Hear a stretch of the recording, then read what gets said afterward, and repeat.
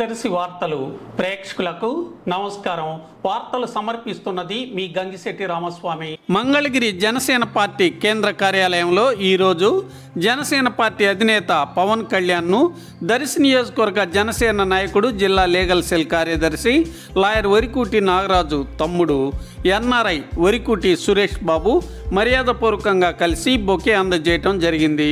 ఇరువురు కొద్దిసేపు పార్టీ సంబంధమైన విషయములపై మాట్లాడటం జరిగింది.